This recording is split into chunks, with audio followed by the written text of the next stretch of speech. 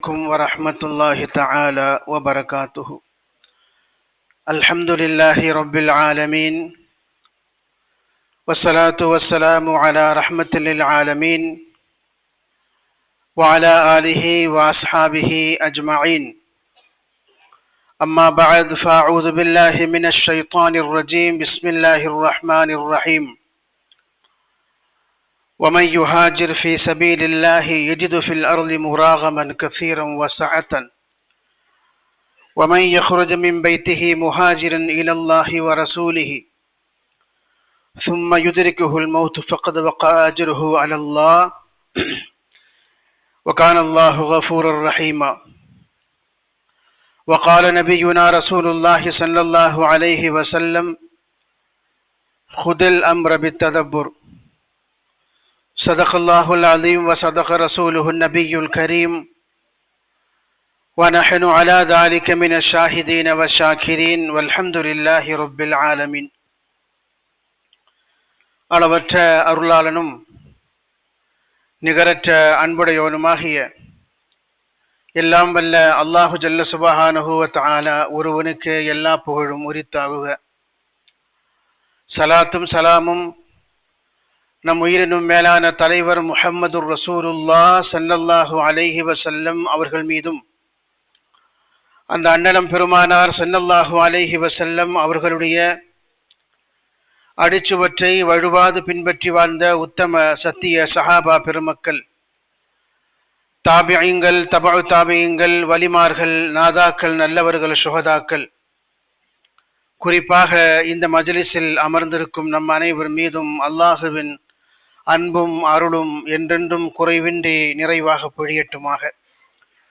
நாமெல்லாம் மரணிக்கும் நேரத்தில் அஷ்ஹது அன் லா இலாஹ இல்லல்லாஹ் வ அஷ்ஹது அன்ன முஹம்மதன் அப்துஹு வ ரசூலுஹு என்ற திருக்கலிமாவை உதட்டளவில் அல்ல உள்ளத்தால் மொழிந்து மரணிக்கும் நசீபை அல்லாஹ் நம் அனைவருக்கும் தந்தருள் பாலிப்பானாக. நம்முடைய வாழ்க்கையில் தெரிந்தோ தெரியாமலோ ஏற்பட்டுவிட்ட சிறிய பெரிய குற்றங்குறைகளை, பிழைகளை, பாவங்களை கருணை மிக்க ரப்புல் ஆலமீன் மன்னித்து அவனுடைய திரு பொருத்தத்தை பெற்ற சாலிஹான மக்களின் கூட்டத்தில் என்னையும் உங்களையும் சேர்த்தருள் பாலிப்பானாக. நம்முடைய பெற்றோர்கள் யார் ஹயாத்தோடு இருக்கிறார்களோ அவர்களுக்கு சரீர சுகத்தையும் உடல் ஆஃபியத்தையும் நீண்ட ஆயுளையும் அல்லாஹ் தந்தருள் பாலிப்பானாக.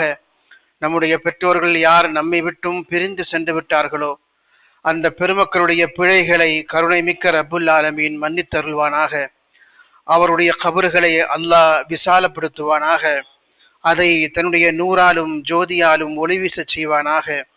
நாளை மறுமை தினத்தில் ஜன்னாத்துல் ஃபிர்தௌஸ் எனும் உயர்ந்த சுவனத்தில் அவர்களை கண்டுகளிக்கும் பாக்கியத்தை அல்லாஹ் நம் அனைவருக்கும் தந்தருள் பாலிப்பானாக. சங்கைக்கும் பெருமதிப்புக்கும் உரிய அல்லாஹுவின் நல்லடியார்களே, ஹிஜ்ரி 1445 முடிந்து 1446 ஆண்டு பிறக்க இருக்கிறது. இந்த ஜுமா என்பது இஸ்லாமிய ஆண்டின் இறுதியில் வரக்கூடிய கடைசி ஜும்மாவாக இருக்கிறது. அதை வழியனுப்பும் விதமாகவும் வரக்கூடிய ஆண்டின் முதல் 2 நாட்களை வரவேற்கும் விதமாகவும் நாம் எல்லோரும் இங்கே அமர்ந்திருக்கிறோம். எல்லாம் வல்ல ரப்பு சுப்ஹானஹு தஆலா வரக்கூடிய ஆண்டை அச்சமற்ற, பயனுள்ள, எல்லா வகையிலும் முஸ்லிம் உம்மத்திற்கு பாதுகாப்பை தரக்கூடிய ஆண்டாக ஆக்கி அருள் பாலிப்பானாக. அல்லாஹ்வுடைய மிகப்பெரிய ஒரு ஏற்பாடு இஸ்லாமிய ஆண்டுகளும் அதில் இடம்பெறக்கூடிய மாதங்களும் அதனுடைய நாட்களும் எல்லாமே ஏராளமான பாடங்களும் படிப்பினைகளும் உள்ளடக்கியவை. அது குறிப்பிட்ட சில நாட்களாக இருந்தாலும் சரி, மாதமாக இருந்தாலும் சரி, மிகப்பெரிய தத்துவங்களையும் வரலாற்று பின்னணியையும் கொண்டதாக இந்த மாதங்களும் நாட்களும் இருப்பதை நாம் பார்க்க முடியும். இஸ்லாமிய ஆண்டினுடைய கடைசி மாதமாக இருக்கக்கூடிய துல்ஹஜ் மாதத்தினுடைய முதல் பிறை 10 நாட்கள், அதே போல ஒரு வருடம் பிறந்ததற்கு பிறகு முதல் மாதமாக அறியப்படக்கூடிய முஹர்ரம் மாதத்தினுடைய முதல் 10 நாட்கள், இவை மகத்துவமிக்கவை, நன்மைகள் நிறைந்தவை, சிறப்புக்குரியவை. வருடத்தின் தொடக்கமும் ஒரு ஆண்டின் இறுதியும் நிறைய ஏராளமான தத்துவங்களும் படிப்பினைகளும் கொண்டதாக இறை வழிபாட்டோடு தொடங்கி இபாதத்துகளிலே முடியக்கூடிய நாட்களாக அந்த நாட்கள் அமைய வேண்டும் என்பதை மூமின்களுக்கு உணர்த்தும் விதமாக அல்லாஹு ஜல்ல சுப்ஹானஹு தஆலா இந்த சிறப்புக்குரிய நாட்களை ஆக்கி வைத்திருக்கிறார். அதே போல இஸ்லாமிய ஆண்டினுடைய தொடக்கமும் சரி முடிவும் சரி தியாகத்தை நினைவூட்டக்கூடியதாக அமைந்திருப்பதை நாம் பார்க்க முடியும். முஹர்ரம் மாதம், அதே போல துல்ஹஜ் மாதம். துல்ஹஜ் மாதத்தினுடைய முதல் 10 நாட்கள் நபி இப்ராஹிம் அலைஹிஸ்ஸலாத்து வஸ்ஸலாம் அவர்களும் அவருடைய குடும்பத்தாரும் இந்த தீனுக்காக, மார்க்கத்திற்காக, அல்லாஹ்வுடைய கட்டளைக்கு இணங்கி மிக பெரும் சோதனைகளை சந்தித்து அவர்கள் செய்து காட்டிய தியாகங்களை இந்த உம்மத்து நினைவு கூறுகிறது.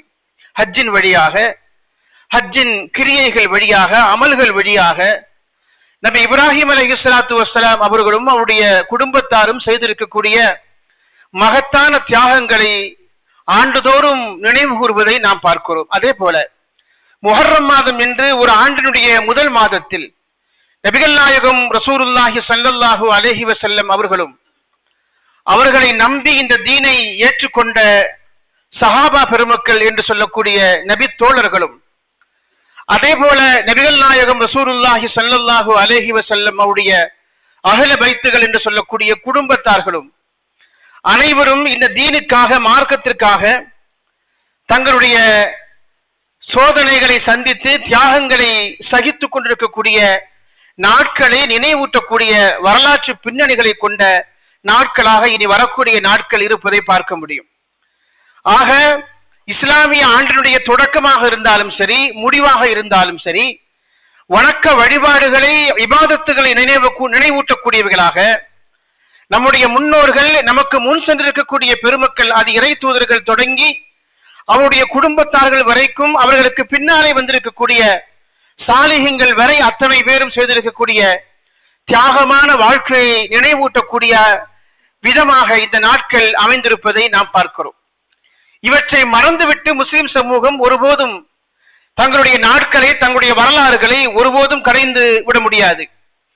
அந்த வகையில் ஹிஜ்ரி என்று சொல்லக்கூடிய இஸ்லாமிய புத்தாண்டு என்பது இஸ்லாமிய வரலாற்றில், முஸ்லிம்களுடைய வாழ்வில், இஸ்லாமிய சரித்திரத்தில், வரலாற்றில் மிக முக்கியத்துவம் நிகழ்ந்த மிக முக்கியமான ஒரு வரலாறாக இருப்பதை நாம் பார்க்க முடியும். ஏதோ ஒரு நாள் எதிர்பாராமல் ஒரு ஊரை விட்டு இன்னொரு ஊருக்கு புறப்படுவது என்று சொல்லக்கூடிய ஒரு நிகழ்வு அல்ல அது.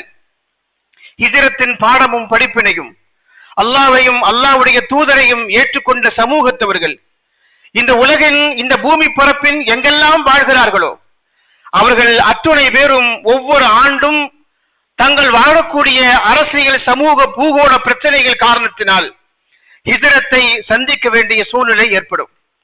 ஒரு ஊரில் இருந்து இன்னொரு ஊருக்கு போக வேண்டிய சூழ்நிலை ஏற்படும். அந்த ஊரில் இருக்கக்கூடிய ஆட்சியாளர்கள் அவர்களை இன்னொரு ஊருக்கு விரட்டி அடிக்கும் சதித்திட்டங்கள் நடைபெறும். அது அன்று தொட்டு இன்றைக்கு வரைக்கும் உலகம் முழுக்க முஸ்லிம்கள் எங்கே பரவி விரவி வாழ்கிறார்களோ, அதிலும் குறிப்பாக மத்திய கிழக்காசியா போன்றிருக்கக்கூடிய நாடு நகரங்களில் இந்த காட்சிகளை நாம் அன்றாடம் செய்தியாகவே நாம் பார்க்க முடியும். எனவே ஹிஜ்ரத் என்பது மற்ற புத்தாண்டுகளை போல இல்லாமல், ஒரு பெரிய ஆர்ப்பாட்டமோ பெரிய கொண்டாட்டமோ எதுவுமே இல்லாமல், சத்தம் இல்லாமல், நினைவில்லாமல் கடந்து செல்வதை நாம் பார்க்கிறோம். முஸ்லிம் சமூகமும் பெரும்பாலும் அதை நினைவில் வைத்துக் கொள்வதில்லை. என்றாவது ஏதாவது தேவைகளுக்காக, விசேஷ தினங்களுக்காக கேலண்டர்களை பார்க்கிற பொழுது, அல்லது தங்களிடத்தில் தரப்படக்கூடிய திருமண அழைப்பிதழ்களை பார்க்கிற பொழுதுதான் ஹிஜ்ரி ஆண்டியும் அதனுடைய மாதங்களையும் நினைவில் வைத்துக் கொள்ள கூடிய ஒரு சூழ்நிலையை நாம் பார்க்கிறோம். அதற்கு முன்பு வரை வேறு காரண காரியங்களுக்கு அந்த மாதங்களை நினைவுபடுத்தக்கூடிய வழக்கம் என்பது முஸ்லிம் சமூகத்திலே இல்லை. தை மாசம் என்றும், ஆடி மாசம் என்றும், ஐப்பசி என்றும், ஆவணி என்றும் சொல்லப்படக்கூடிய தமிழ் மாதங்களின் பெயர்கள் நினைவிலே இருக்கிற அளவுக்கு கூட முஸ்லிம் சமூகத்திற்கு முஹர்ரம் என்றோ, ரபியுல் அவ்வல் என்றோ, ரஜபு என்றோ மற்ற மாதங்களுடைய பெயர்கள் சரளமாக வாயில் நுழையாத பெயர்களாக, அறிமுகம் இல்லாத பெயர்களாக இருப்பதை நாம் பார்க்கிறோம். இந்த நிலை நிச்சயமாக மாற வேண்டும். அல்லாஹு ஜல்ல சுப்ஹானஹு தஆலா அந்த வரலாற்றை தெரிந்து அந்த ராஜபாட்டையிலே பயணிக்கக்கூடிய உம்மத்தாக நம் அனைவரையும் ஆட்சி அருள்வாளிப்பானாக. இன்னும் ஓரிரு தினங்களில் இன்ஷா அல்லாஹ் புதிய புத்தாண்டு, ஹிஜ்ரி புத்தாண்டு பிறக்க இருக்கிறது. மானுட வரலாற்றில் மிகப்பெரிய திருப்பு முனையாக, மிகப்பெரிய தாக்கத்தை செலுத்தக்கூடிய ஆண்டாக இஸ்லாமிய புத்தாண்டு சொல்லக்கூடிய இந்த ஹிஜ்ரத்து இருப்பதை நாம் பார்க்கிறோம். பல்வேறு நபர்கள் தங்களுடைய புதிய புதிய ஆண்டுகள் போது நம்முடைய கலாச்சாரத்திற்கு ஏற்ப, அவருடைய தேசத்தின், அவருடைய நாடுகளின் வழக்கத்திற்கு ஏற்ப அந்தந்த ஆண்டுகளுக்கு சில பெயர்களை சூட்டுவார்கள். ஆனால் முஸ்லிம் சமூகம் ஹிஜ்ரத் என்று சொல்லக்கூடிய ஒரு மகத்தான பெயரை, வரலாற்று பின்னணி கொண்டிருக்கக்கூடிய ஒரு பெயரை, தியாக வாழ்க்கையால் நிரம்பியிருக்கக்கூடிய மிகச்சிறந்த ஒரு பெயரை தங்களுடைய இஸ்லாமிய புத்தாண்டுக்கு நாம் கூறியிருப்பதை நாம் பார்க்க முடியும். ஹஜ்ரத் உமர் பின் கத்தாப் ரலியல்லாஹு தஆலா அன்ஹு அவர்களுக்கு இந்த சமூகம் மிகப்பெரிய அளவிலே கடமைப்பட்டிருக்கிறது. அவர்கள்தான் இந்த வழக்கத்தை கொண்டு வந்தார்கள். அவர்கள் அபூ மூஸா அஷ்அரி என்று சொல்லக்கூடிய ஒரு சஹாபியை ஈராக்கினுடைய மிக பிரமாண்டமான ஒரு நகரமாக அறியப்படக்கூடிய பஸ்ராவுக்கு கவர்னராக நியமித்த பொழுது, அவருடைய ஆட்சிக்கு கீழே நடக்கக்கூடிய சம்பவங்கள், செய்திகளை மதீனாவில் இருக்கக்கூடிய ஹலீஃபாவுக்கு கடிதம் வாயிலாக அனுப்புகிற பொழுது வெறுமனே செய்திகளை மட்டுமே, ஓலைகளை மட்டுமே அனுப்பக்கூடிய வழக்கத்தில் இருந்தார்கள்.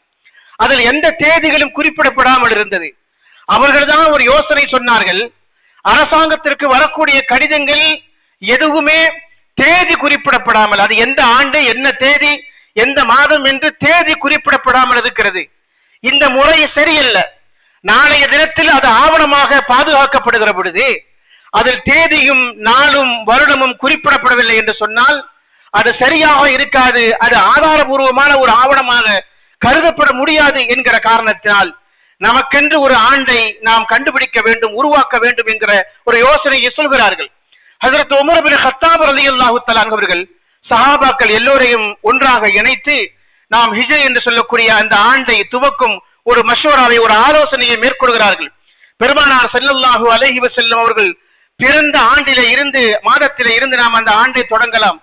அவர்கள் மறைவுற்ற அந்த தினத்திலே இருந்து, அந்த மாதத்திலே இருந்து நாம் ஒரு ஹிஜ்ரி என்று சொல்லக்கூடிய நம்முடைய ஆண்டை தொடங்கலாம் என்று சொல்லி பல்வேறு யோசனைகள் சொல்லப்படுகிறது. கடைசியில் ஹிஜ்ரத் நபிகள் நாயகம் ரசூலுல்லாஹி ஸல்லல்லாஹு அலைஹி வஸல்லம் அவர்கள் ஹிஜ்ரத் சென்றிருக்கக்கூடிய அந்த ஆண்டை நினைவில் வைத்து இஸ்லாமிய புத்தாண்டை ஹிஜ்ரி ஆண்டு என்று அழைக்கக்கூடிய வழக்கத்தை ஹஜ்ரத் உமர் பின் கத்தாப் ரலியல்லாஹு தஆலா ஒருமித்த கருத்தோடு அவர்கள் கொண்டு வந்தார்கள். நாம் வரலாற்றிலே பார்க்கிறோம். நமக்கெல்லாம் அது தெரிந்த செய்திகள் தான். இந்த ஹிஜ்ரத் என்பது மக்காவிலே இருந்து மதீனாவுக்கு பஞ்சம் பிழைப்பதற்காக யாருக்கும் தெரியாமல் தப்பித்து ஓடிய ஒரு பயணம் அல்ல. மக்காவிலே சரியாக வாழ முடியவில்லை, வசதி இல்லை, சரியாக சம்பாதிக்க முடியவில்லை, பணங்காசுகளை ஈட்ட முடியவில்லை, செல்வ செழிப்பிலே நாம் திளைக்க முடியவில்லை என்கிற காரணத்தினால், சரியாக உணவுகளை கிடைக்கவில்லை என்கிற காரணத்தினால், மதீனா செழிப்பான ஒரு பூமி, எனவே அங்கே சென்று நாம் வசதி வாய்ப்புகளோடு சுகபோகமான ஒரு வாழ்க்கையை வாழலாம் என்கிற திட்டத்தோடு மக்காவிலே இருந்த சஹாபாக்களும் நபிகள் நாயகம் ரசூலுல்லாஹி ஸல்லல்லாஹு அலைஹி வஸல்லம் அவர்களும் சென்ற ஒரு பயணம் அல்ல இந்த ஹிஜ்ரத் என்று சொல்லக்கூடிய பயணம். மக்காவிலே நாம் வியாபாரம் செய்கிறோம், வியாபாரத்தில் லாபத்தை ஈட்ட முடியவில்லை. மதீனாவுக்கு சென்றால் நன்றாக நாம் வியாபாரம் செய்ய முடியும், லாபத்தை நாம் ஈட்ட முடியும், அங்கே சென்று நாம் நிறைய பணங்காசுகளை சம்பாதிக்க முடியும் என்கிற நோக்கத்தில் செய்யப்பட்ட ஒரு பயணம் அல்ல இந்த ஹிஜ்ரத் என்று சொல்லக்கூடிய பயணம். பெருமானார் ஸல்லல்லாஹு அலைஹி வஸல்லம் அவர்களும் சஹாபாக்களும் மக்காவிலே இருந்து அவர்கள் புறப்பட்டு சென்றதற்கான அந்த வரலாறுகளை எல்லாம் நாம் பார்க்கிற பொழுது மிகச் சரியாக, துல்லியமாக திட்டமிடப்பட்டு, அதற்கான திட்டங்கள் சரியாக வகுக்கப்பட்டு, யார் முதலில் செல்ல வேண்டும், யார் கடைசியில் செல்ல வேண்டும் என்கிற பாதைகள் சரியாக திட்டமிடப்பட்டு தான் இந்த பயணம் அமைந்திருப்பதை நாம் பார்க்கிறோம். மக்காவிலே குறைஷி குலத்தாருடைய தொல்லைகளுக்கும் அவருடைய துன்பங்களுக்கும் அவர்கள் கடுமையான முறையில் முஸ்லிம் சமூகம் ஆட்பட்டு நிம்மதியாக ஈமானிய வாழ்வை வாழ முடியாது என்கிற சூழ்நிலை ஏற்பட்ட சந்தர்ப்பத்தில் தான் நபிகள் நாயகம் ரசூலுல்லாஹி ஸல்லல்லாஹு அலைஹி வஸல்லம் அவர்கள் சஹாபாக்களை அபிசீனியாவுக்கும் கடைசியாக மதீனாவுக்கும் அனுப்பக்கூடிய இந்த ஹிஜ்ரத் என்று சொல்லக்கூடிய புலம்பெயர்வு பயணத்தை ரசூல் ஸல்லல்லாஹு அலைஹி வஸல்லம் தொடங்கினார்கள். அப்படி தொடங்கிய அந்த வரலாறை எல்லாம் நாம் பார்க்க முடிகிறது. சொந்த வீடுகளை இழந்து, தொழில்துறைகளை இழந்து, வருமானத்தை இழந்து, சொந்த பந்தங்கள், உறவுகள் அனைவரையும் இழந்து அவர்கள் மக்காவில இருந்து மதீனாவுக்கு புறப்பட்டு போகிறார்கள். அப்படி பெருமானார் ஸல்லல்லாஹு அலைஹி வஸல்லம் அவர்கள் புறப்பட்டு போகிற பொழுது அல்லாஹ்விடத்தில் இப்படி பிரார்த்தனை செய்தார்கள். அல்லாஹும்ம இன்னக தஅலமு அஹ்ரஜூனி மின் அஹப்பில் பிலாதி இலைய. உனக்கு மிகவும் விருப்பமான, எனக்கு மிகவும் விருப்பமான மக்காவிலே இருந்து இந்த மக்கள் என்னை வெளியேற்றுகிறார்கள், துரத்தி அனுப்புகிறார்கள். ஃபஸ்கின்னி இலா அஹப்பில் பிலாதி இலைக்க. எனவே உனக்கு மிகவும் பிடித்தமான ஒரு ஊரில் நீ என்னை பாதுகாப்பாக குடியமர்த்துவாயாக, என்னையும் முஸ்லிம்களையும் என்று நபிகள் நாயகம் ரசூலுல்லாஹி ஸல்லல்லாஹு அலைஹி வஸல்லம் அவர்கள் மக்காவிலே இருந்து புறப்பட்டு போகிற பொழுது அவர்கள் அந்த இப்படி ஒரு பிரார்த்தனையை செய்து புறப்பட்டு சென்ற வரலாற்றிலே பார்க்க முடியும். நாம் சேர்த்து வைத்திருக்கிற செல்வங்களை விடவும், வசதி வாய்ப்புகளை விடவும், வியாபாரங்களை விடவும், செல்வாக்கை விடவும் ஈமானிய வாழ்வுதான் மிகப்பெரிய வாழ்வு. அதுதான் மதிப்பு மிக்கது. துனியாவிலும் ஆகிரத்திலும் நமக்கு கண்ணியத்தையும் மரியாதையும் தரக்கூடிய வாழ்க்கை என்பது ஈமானிய வாழ்வுதான். ஈமானிய அடிப்படையில் வாழக்கூடிய வாழ்க்கையும் தான். எனவே அவர்கள் புறப்பட்டு மக்காவில இருந்து மதீனாவுக்கு சென்றார்கள். அல்லாஹுவையும் அல்லாஹ்வுடைய தூதரையும் அறிந்து கொள்ள வேண்டும் என்பதற்காக அவர்கள் போனார்கள். அந்த பயணத்திற்கு பெயர்தான் ஹிஜ்ரத் என்று சொல்லக்கூடிய பயணமாக இருப்பதை நாம் பார்க்கிறோம். உலகியல் ரீதியான எல்லா ஆதாயங்களையும் துறந்து அவர்கள் அந்த பயணத்தை மேற்கொண்டார்கள். இறை நம்பிக்கையை, ஈமானை பாதுகாப்பதற்காக. மரணிக்கும் வரைக்கும் ஈமானோடு சுபிட்சமாக மகிழ்ச்சியாக வாழ்வதற்கு, தீனை நிலைநாட்டவும் அந்த தீனை பின்பற்றி வாழக்கூடிய மக்களுக்கு ஒரு பாதுகாப்பான ஒரு அரசையும் ஒரு மண்ணையும் ஏற்பாடு செய்ய வேண்டும் என்கிற திட்டத்தின் அடிப்படையில் தான் அவர்கள் நிம்மதியாக வாழக்கூடிய ஒரு பகுதியை நோக்கி அல்லாஹ்வுடைய திட்டத்தின் அடிப்படையில், ஏற்பாட்டின் அடிப்படையில் இந்த பயணம் மேற்கொண்டிருப்பதை நாம் பார்க்க முடியும். நபிகள் நாயகம் ரசூலுல்லாஹி ஸல்லல்லாஹு அலைஹி வஸல்லம் அவர்களுக்கு முந்தைய காலத்தில் வாழ்ந்திருக்கக்கூடிய நபிமார்களும் கூட இத்தகைய ஹிஜ்ரத் என்று சொல்லக்கூடிய பயணங்களை அல்லாஹு ஜல்ல சுப்ஹானஹு வ தஆலா அவர்களுக்கு உத்தரவிட்டு அந்த ஊரை விட்டு அனுப்பி இருக்கிறார். நபிமார்களை அல்லாஹு ஜல்ல சுப்ஹானஹு வ தஆலா எப்பொழுதெல்லாம் அவர்கள் உருவாக்குகிறானோ அந்த சமயத்தில் அவர்களுக்கு எதிரிகளையும் சேர்த்து அல்லாஹு ஜல்ல சுப்ஹானஹு வ தஆலா உருவாக்கி விடுவார். அப்படி எதிரிகளின் தொல்லைகளுக்கும் துன்பங்களுக்கும் ஆளாகுகிற பொழுது அவருடைய பிடியிலே இருந்த அந்த நபிமார்களையும் நபிமார்களை நம்பி இருக்கிற சமூகத்தையும் காப்பாற்றுவதற்கு அல்லாஹ் இரண்டு வழிகளை கடைபிடிப்பார். ஒன்று, அந்த எதிரிகளை பூண்டோடு அழிப்பது, அல்லது அந்த நபியையும் அந்த நபியை நம்பி இருக்கிற மக்களையும் அவர்கள் வசிக்கும் அந்த பகுதியில இருந்து இன்னொரு ஊருக்கு ஹிஜ்ரத் சென்று புலம்பெயர்ந்து நீங்கள் செல்லுங்கள் என்று சொல்லக்கூடிய அந்த உத்தரவை பிறப்பிப்பதன் வழியாக அந்த உம்மத்தை காப்பாற்றுகிற உத்தியை அல்லாஹு ஜல்ல சுப்ஹானஹு வ தஆலா கடைபிடிப்பதை நாம் பார்க்க முடியும். அந்த அடிப்படையில் நபி மூசா அலைஹிஸ்ஸலாத்து வஸ்ஸலாம் அவர்கள் ஃபிரௌனுடைய துன்பத்திலே இருந்து தப்பித்துக் கொள்வதற்காக கடலை பிளந்து கொண்டு அவர்கள் இன்னொரு தேசத்திற்கு பயணம் செய்திருப்பதை நாம் பார்க்க முடியும். நபி இப்ராஹிம் அலைஹிஸ்ஸலாத்து வஸ்ஸலாம் அவர்கள் வகால இன்னி முஹாஜிருன் இலா ரப்பி, நான் என் ரப்பை நோக்கி ரப்பின் அளவிலே நான் முஹாஜிராக நான் புலம்பெயர்ந்து செல்கிறேன் என்று அவர்கள் சொன்ன வார்த்தையும் அல்லாஹு ஜல்ல சுப்ஹானஹு வ தஆலா திருமறையிலே இடம்பெற்றிருப்பதை நாம் பார்க்க முடியும். இப்படி அநீதிக்கு உள்ளாகிற பொழுது, அக்கிரமங்களுக்கு நாம் உள்ளாகிற பொழுது, எந்த மண்ணில் நாம் ஈமான் கொண்டு வாழ்கிறோமோ அந்த மண்ணில் நிம்மதியான ஒரு வாழ்க்கையை, தீனை பின்பற்றி ஈமானிய வாழ்க்கையை வாழ்வதற்குண்டான சூழல்கள் அமையாத பொழுது, அதற்கு எதிரான நடவடிக்கைகளும் அக்கிரமங்களும் அநியாயங்களும் தலை தூக்குகிற பொழுது முஸ்லிம்கள் ஒரு பகுதியில இருந்து இன்னொரு பகுதிக்கு புலம்பெயர்ந்து செல்லக்கூடிய அந்த பயணத்திற்கு தான் ஹிஜ்ரத் என்று சொல்லக்கூடிய பெயர் சூட்டப்படுவதை பார்க்கிறோம். அப்படி ஒரு பயணத்தை நபிகள் நாயகம் ரசூலுல்லாஹி ஸல்லல்லாஹு அலைஹி வஸல்லம் அவர்களும் சஹாபா பெருமக்களும் மேற்கொண்டார்கள். இந்த பயணத்தில் நிறைய பாடங்களும் படிப்பினைகளும் இந்த உம்மத்திற்கு கியாமத்து வரை வரக்கூடிய உம்மத்திற்கு இருப்பதை நாம் பார்க்க முடியும். இதில் நிறைய திட்டங்கள் சரியாக வகுக்கப்பட்டிருக்கிறது. நிறைய பாடங்களையும் பயனுள்ள பாதைகளையும் கற்றுத்தரக்கூடிய பயணமாக ஹிஜ்ரத்துடைய பயணம் அமையப்பட்டிருப்பதை நாம் பார்க்க முடியும். பெருமானார் ஸல்லல்லாஹு அலைஹி வஸல்லம் அவர்கள் தொடர்ந்து அவர்கள் அடிவாங்கி கொண்டே இருந்தார்கள். அவர்கள் மட்டுமல்ல, அவர்களை ஏற்றுக்கொண்ட மூமின்களும் மக்காவிலே வாழ முடியாத ஒரு சூழல் ஏற்பட்டது. தொடர்ந்து அடி வாங்கிய பொழுது உடனே ஒரு ஊரை விட்டு இன்னொரு ஊருக்கு அவர்கள் செல்லவில்லை. 13 ஆண்டு கால போராட்டத்திற்கு பின்னால் தான் அல்லாஹ்வுடைய உத்தரவின் பேரில் அவர்கள் அந்த மண்ணிலே இருந்து இன்னொரு மண்ணுக்கு அவர்கள் புலம்பெயர்ந்து செல்கிறார்கள். நாம் வரலாற்றிலே பார்க்க முடியும். ஆரம்ப காலகட்டத்தில் சரியாக தொழ முடியாது, எந்த பொதுவெளியிலும் உட்கார்ந்து இபாதத்துகளை செய்ய முடியாது, குர்ஆனை ஓத முடியாது.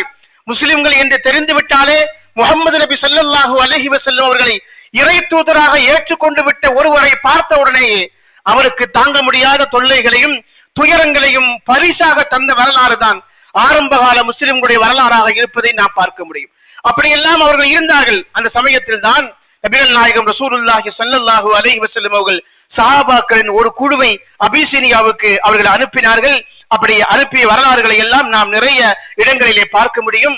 அப்படி அனுப்பி கடைசியாகத்தான் நபிகள் நாயகம் ரசூலுல்லாஹி ஸல்லல்லாஹு அலைஹி வஸல்லம் அவர்களுக்கு கடைசியாக அவர் மதீனாவுக்கு வரும்படி மதீனாவில் இருக்கக்கூடிய முஸ்லிம்களுடைய தரப்பிலே இருந்து அழைப்பு விடுக்கப்படுகிறது. எத்தனை நாட்களுக்குத்தான் நீங்கள் மக்காவிலே இருந்து இந்த துன்பங்களை அனுபவித்துக் கொண்டிருப்பீர்கள்? மார்க்கம் மிக விரிவாக வளர்ந்து கொண்டே இருக்கிறது. முஸ்லிம்களுடைய எண்ணிக்கை கூடிக்கொண்டே இருக்கிறது. ஆனால் எதிரிகளுடைய தொல்லைகளும் துன்பங்களும் ஒருபோதும் குறைந்தபாடு இல்லை. நிம்மதியாக வாழ முடியாத ஒரு மண்ணாக அது இருக்கிற பொழுது இன்னும் எத்தனை நாட்களுக்கு அடி வாங்கிக் கொண்டு இங்கே இருக்க போகிறீர்கள், நீங்கள் மதீனாவுக்கு வாருங்கள் என்று நபிகள் நாயகம் ரசூலுல்லாஹி ஸல்லல்லாஹு அலைஹி வஸல்லம் அவர்களுக்கு மதீனாவிலே இருந்து மக்காவுக்கு குழுவாக வந்திருந்தவர்கள் அழைப்பு விடுத்த பொழுது அபிசீனியாவுக்கு ஒரு குழுவை 2-3 குழுக்களை அனுப்பி கொண்டிருந்த பெருமானார் ஸல்லல்லாஹு அலைஹி வஸல்லம் அவர்கள் மதீனாவுக்கு கொஞ்சம் கொஞ்சமாக சஹாபாக்களை அனுப்ப தொடங்கிய வரலாற்றை நாம் பார்க்க முடியும். அப்படி போகிற பொழுது ரசூல் ஸல்லல்லாஹு அலைஹி வஸல்லம் அவர்கள் கடைசியாக சென்றார்கள் மதீனாவுக்கு. அவர்கள் செல்லுகிற பொழுது மதீனா பெருமானார் ஸல்லல்லாஹு அலைஹி வஸல்லம் அவர்கள் நுழைவதற்கு முன்பே இஸ்லாத்தை தழுவிக் கொண்டது, குர்ஆனை ஏற்றுக்கொண்டது. பெருமானார் ஸல்லல்லாஹு அலைஹி வஸல்லம் அவர்கள் மக்காவில இருந்து மதீனாவுக்கு நுழைவதற்கு முன்பு அங்கே இருந்த சஹாபாக்கள் மதீனாவை ஒரு இஸ்லாமிய நகரமாக அதை உருமாற்றி காட்டியிருந்தார்கள். முஸ்லிம்கள் பெருவாரியாக மகிழ்ச்சியாக பாதுகாப்பாக வாழக்கூடிய ஒரு பகுதியாக அது இருந்தது. மக்காவில இருந்து பெருமானார் ஸல்லல்லாஹு அலைஹி வஸல்லம் அவர்களும் அபூபக்கர் சித்தீக் ரலியல்லாஹு தஆலா அன்ஹு அவர்களும் மக்காவில இருந்து மதீனாவுக்கு புறப்படுகிற பொழுது முஹாஜிராக புறப்பட்டார்கள், அகதியாக புறப்பட்டார்கள். ஆனால் பெருமானார் ஸல்லல்லாஹு அலைஹி வஸல்லம் அவர்கள் மதீனாவுக்கு உள்ளே நுழைகிற பொழுது மதீனாவின் அதிபதியாக அரசரை போல உள்ளே நுழைந்தார்கள். தலைகுனிவோடு ஒரு ஊரிலே இருந்து இன்னொரு ஊருக்கு தலைமறைவாக தப்பித்தோம் பிழைத்தோம் என்று ஓடி வந்த அந்த வருகை அல்ல அது. நபிகள் நாயகம் ரசூலுல்லாஹி ஸல்லல்லாஹு அலைஹி வஸல்லம் அவர்கள் தலை நிமிர்ந்தவராக ஒரு அரசரை போல ஒரு மன்னரை போல மதீனாவுக்கு நுழைந்தார்கள். மதீனாவுடைய தெருவெங்கும் மக்கள் திரண்டு நின்று பெருமானாரை எங்கள் வீட்டுக்கு வாருங்கள், எங்கள் வீட்டுக்கு வாருங்கள் என்று மகிழ்ச்சியோடு அழைத்திருக்கக்கூடிய அந்த வரலாறுகளை எல்லாம் நாம் இஸ்லாமிய ஹிஜ்ரத்துடைய வரலாறு நெடுக நாம் பார்க்க முடியும். அதே போல இரண்டாவது படிப்பினை பாடம் என்ன என்று சொன்னால், ஒரு பயணத்தில் நம்முடைய துனியாவுடைய வாழ்க்கையில் நம்பிக்கையான நல்ல தோழமை இருந்துவிட்டால் அந்த வாழ்க்கை மிக மகிழ்ச்சிகரமான வாழ்க்கையாக அமையும் என்பதற்கு நபிகள் நாயகம் ரசூலுல்லாஹி ஸல்லல்லாஹு அலைஹி வஸல்லம் உடைய பயணத்தில் உடன் இருந்த நம்பிக்கைக்குரிய தோழராக விளங்கிய ஹஜ்ரத் அபூபக்கர் சித்தீக் ரலியல்லாஹு தஆலா அவர்கள், நாம் தொடங்கக்கூடிய வியாபாரமாக இருந்தாலும் சரி, வணிகமாக இருந்தாலும் சரி, சமூகத்திற்கு சேவை செய்யக்கூடிய வேறு எந்த கூட்டு முயற்சியாக இருந்தாலும் சரி, அந்த முயற்சிகளுக்கு பின்னாலே உறுதுணையாக இருக்கக்கூடிய நம்பிக்கைக்குரிய நல்ல நட்பு நம்மோடு இருந்து விட்டால் அந்த பயணம் நாம் எடுக்கக்கூடிய முயற்சிகள் மிகச் சிறப்பாக அமையும் என்பதற்கு பெருமானார் ஸல்லல்லாஹு அலைஹி வஸல்லம் அவர்களுக்கு உறுதுணையாக பக்க பலமாக இருந்த ஹஜ்ரத் அபூபக்கர் சித்தீக் ரலியல்லாஹு தஆலா நட்பின் இலக்கணமாக அவர்களை போன்று ஒரு தூய அப்பழுக்கற்ற களங்கமற்ற நட்பை இந்த உலகத்தில் நிகழ்த்தி காட்டிய இன்னொரு மனிதரை பார்க்க முடியாது என்று சொல்லப்படக்கூடிய அளவுக்கு ஒரு மகத்தான மனிதராக நபிகள் நாயகம் ரசூலுல்லாஹி ஸல்லல்லாஹு அலைஹி வஸல்லம் அவர்கள் தோழராக ஹஜ்ரத் அபூபக்கர் சித்தீக் ரலியல்லாஹு இருந்தார்கள். பயணம் முழுக்க நாம் பார்க்கிறோம், ஹஜ்ரத் அபூபக்கர் சித்தீக் ரலியல்லாஹு தஆலா அவர்கள் பெருமானாருக்கு முன்பும் பின்பும் அவர்களுக்கு வலதுபுறமும் இடதுபுறமும் சுற்றி சுற்றி வந்து கொண்டே இருந்தார்கள். ரசூலுல்லாஹி ஸல்லல்லாஹு அலைஹி வஸல்லம் ஒரு சந்தர்ப்பத்திலே கேட்டார்கள், மாதா தஃபால் யா அபூபக்கர், என்ன செய்து கொண்டிருக்கிறீர்கள்? தம்ஷி அமாமன் ஓ தம்ஷி ஒரான், எனக்கு முன்னாலும் எனக்கு பின்னாலும் மாறி மாறி ஓடி ஓடி வந்து கொண்டே இருக்கிறீர்களே, பயணம் செய்து கொண்டிருக்கிற பொழுது என்ன செய்கிறீர்கள் என்று கேட்ட பொழுது, எதிரிகள் உங்களை குறிவைத்திருக்கிறார்கள், நீங்கள் மக்காவில இருந்து தப்பித்து மதீனாவுக்கு புறப்பட்டு நாம் போய்கொண்டிருக்கிற பொழுது உங்களை வழியிலேயே உயிரோடு பிடித்து வருவதற்காக எதிரிகள் ஆட்களை ஏவி விட்டிருக்கிறார்கள். உங்களுக்கு ஏதேனும் ஒன்று ஆகிவிட்டால் என்னால் அதை தாங்கிக் கொள்ள முடியாது. எனக்கு ஏதேனும் ஒன்று நிகழ்ந்து விட்டால், நான் இறந்து போய்விட்டால் அது ஒற்றை மனிதன் இறப்பாக அது மாறிவிடும். ஆனால் உங்களுக்கு ஏதேனும் ஒரு பாதிப்பு ஏற்பட்டு விட்டால் அது இந்த உம்மத்திற்கு, மானுட சமூகத்திற்கு ஒரு பெரிய இழப்பாக மாறிவிடும் என்கிற காரணத்தினால் உங்களை நோக்கி வரக்கூடிய எல்லா ஆபத்துகளையும் தடுக்கும் கவசமாக சக்தியாக நான் இருப்பேன் என்று ஹஜ்ரத் அபூபக்கர் சித்தீக் ரலியல்லாஹு தஆலா பயணம் முழுக்க அப்படி இருந்ததை நாம் பார்க்க முடியும். இதே போல மூன்றாவதாக சொல்லப்படக்கூடிய ஒரு படிப்பினை என்று சொன்னால், அல்லாஹ்வின் மீது உறுதியான அசைக்க முடியாத யகீனை நம்பிக்கையை வைத்து ஒரு பயணத்தை தொடங்குவது, ஒரு காரியத்தை தொடங்குவது. அல்லாஹ்வின் மீது அவன் நிறைவேற்றி தருவான், நல்லது கெட்டது அனைத்தும் அவன் கைவசம் இருக்கிறது என்கிற உறுதியான நம்பிக்கையோடும் ஆழமான ஈமானிய பிடிப்போடும் ஒரு காரியத்தை ஒரு மூமின் கையில எடுக்கிற பொழுது அல்லாஹ் அதை நிறைவேற்றி தருவதற்கு மிகச்சிறந்த உதாரணமாக அவனே எல்லா நேரத்திலும் பாதுகாப்பாக அவர்களுக்கு துணையாக இருப்பான், தோழனாக இருப்பான் என்பதற்கு ஹிஜ்ரத் என்பது மிகப்பெரிய பாடமாக படிப்பினையாக இருப்பதை நாம் பார்க்க முடியும். நமக்கெல்லாம் தெரிந்த செய்திதான். பயணத்தின் ஒரு கட்டத்தில் அவர்கள் இருவரும் சவுர் என்று சொல்லக்கூடிய ஒரு குகையிலே அவர்கள் ஒளிந்து கொள்கிறார்கள். அப்படி ஒளிந்து கொள்ளுகிற பொழுது எதிரிகள் தேடி வந்தவர்கள் அந்த குகையின் வாசலில் நின்று கொண்டு அங்கும் இங்கும் தேடிக்கொண்டே இருக்கிறார்கள். எங்கும் பெருமானார் ஸல்லல்லாஹு அலைஹி வஸல்லம் அவர்களையும் ஹஜ்ரத் அபூபக்கர் சித்தீக் ரலியல்லாஹு தஆலா அவர்களையும் பார்க்க முடியவில்லை. அந்த நேரத்தில் தான் குகையின் வாசலுக்கு அருகில் அவர்கள் நிற்பதை அந்த குகைக்கு உள்ளே இருக்கிற அபூபக்கர் சித்தீக் ரலியல்லாஹு தஆலா பார்க்கிறார்கள். அப்படி பார்த்து பதறி போய்த்தான், யா ரசூலல்லாஹ் லவ் அன்ன அஹதுஹும் நஸர இலா கதமைஹி அபஸர்னா இலா கதமைஹி, அவர்கள் குறிந்து அவர்கள் தங்களுடைய பாதங்களை பார்க்க ஆரம்பித்து விட்டால் அவர்களின் பாதங்களை அவர்கள் பார்க்க மாட்டார்கள், நம்மை அவர்கள் பார்த்து விடுவார்கள் என்கிற பதற்றத்தை சொன்னபொழுதுதான் நபிகள் நாயகம் ரசூலுல்லாஹி ஸல்லல்லாஹு அலைஹி வஸல்லம் சொன்னார்கள், மாலன்னுக யா அபூபக்கர் பிஸ்னைன், இரண்டு பேர் மட்டும்தான் இருப்பதாக நீங்கள் நினைத்துக் கொண்டிருக்கிறீர்கள். இல்லை, வல்லாஹி சாலித்துஹுமா, அல்லாஹ் ஜல்ல சுப்ஹானஹு வ தஆலா மூன்றாவதாக நம்மோடு இருக்கிறான். லா தஹஸன் இன்னல்லாஹ மஅனா, அல்லாஹ் நம்மோடு இருக்கிறான், நீங்கள் கவலைப்படாதீர்கள் என்று சொல்லக்கூடிய எல்லா காரியத்திலும் எல்லா பயணங்களும் எல்லா நேரங்களிலேயும் அல்லாஹ் ஜல்ல சுப்ஹானஹு வ தஆலா நமக்கு துணையாக ஈமான் கொண்ட மூமின்களுக்கு எல்லா கட்டங்களிலும் அவன் பாதுகாப்பாக தோழனாக துணையாக இருப்பான் என்கிற செய்தியை ஹஜ்ரத் அபூபக்கர் சித்தீக் ரலியல்லாஹு தஆலா அன்ஹு அவர்களுக்கு பெருமானார் ஸல்லல்லாஹு அலைஹி வஸல்லம் சொல்லி ஆட்சிப்படுத்தினார்கள் என்று பார்க்கிறோம். உலகத்தில் மூமின்கள் துயரங்களையும் துன்பங்களையும் சந்திக்கிற பொழுதெல்லாம் இந்த ஒரு வார்த்தையை தவிர வேறு எந்த வார்த்தையை நாம் ஆறுதலாக ஒருபோதும் சொல்லிவிட முடியாது. அப்படிப்பட்ட மிகச்சிறந்த ஒரு வார்த்தையை நபிகள் நாயகம் ரசூலுல்லாஹி ஸல்லல்லாஹு அலைஹி வஸல்லம் அவர்கள் அபூபக்கர் சித்தீக் ரலியல்லாஹு தஆலா அன்ஹு அவர்களுக்கு சொல்வதன் வழியாக இந்த உம்மத்திற்கு பாடமாக படிப்பினையாக சொல்கிறார்கள். அல்லாஹ் உங்களோடு இருப்பதை நீங்கள் ஒருபோதும் மறந்து விடாதீர்கள். எல்லா கட்டங்களிலும் அவன் துணையாக இருப்பான். உங்களுடைய கோரிக்கைகளை அவன் நிறைவேற்றுவான். உங்கள் கண்ணீரை அவன்தான் துடைப்பான். உங்களுடைய தேவைகளை அவன்தான் உங்களுக்கு பூர்த்தி செய்வான்.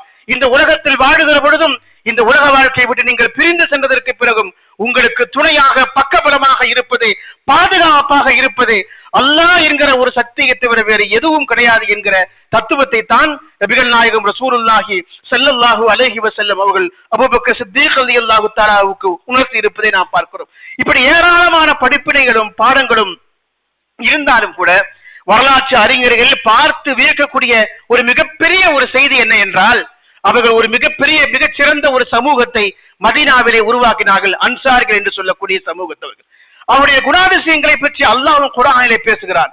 வரலாற்று அறிஞர்கள் பேசக்கூடிய செய்தியில் ஒரு மகத்தான ஒரு தத்துவம் என்ன என்றால், தங்களுக்கு தேவை இருக்கிற பொழுது தங்கள் தேவைகளை விடவும் மற்றவர்களுக்கு முன்னுரிமை தரக்கூடிய ஒரு சமூகத்தை நபிகள் நாயகம் ரசூலுல்லாஹி ஸல்லல்லாஹு அலைஹி வஸல்லம் அவர்கள் மதீனாவிலே உருவாக்கினார்கள். அவர்கள் தான் அன்சாரிகள்.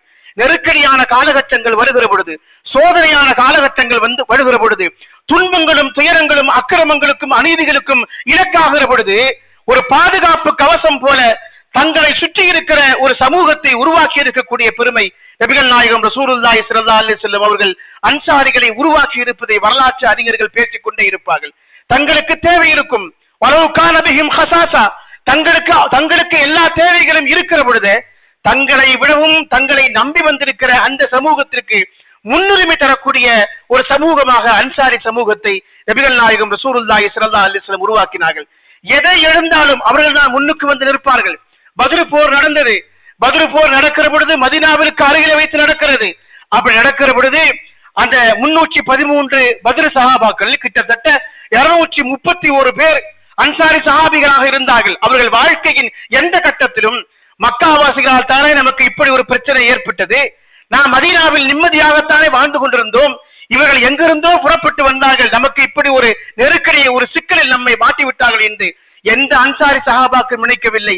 அவர்கள் துணிச்சலாக தைரியமாக தீனை காப்பதற்காக அந்த போர்க்களத்திற்கு வந்து நின்றார்கள் என்பதை அல்லாஹ் ஜல்ல சுப்ஹானஹு வ தஆலா மெச்சியும் பாராட்டையும் திருமறையிலே பேசுவதை நாம் பார்க்க முடியும். இப்படி ஏராளமான செய்திகள். அவர்கள் ஒரு போருக்கு போகிறோம் என்று சொன்னால் தங்களுடைய சொத்தை எல்லாம் கொண்டு வந்து முன்னாலே கொட்டி விடுவார்கள். யாருக்காவது தர்மம் செய்ய வேண்டும் என்று சொன்னால் அன்சாரி சஹாபாக்கள் தங்களுடைய நிதிகளை எல்லாம் கொண்டு வந்து ரசூலுல்லாஹ்வுக்கு முன்னாலே கொட்டி விடுவார்கள்.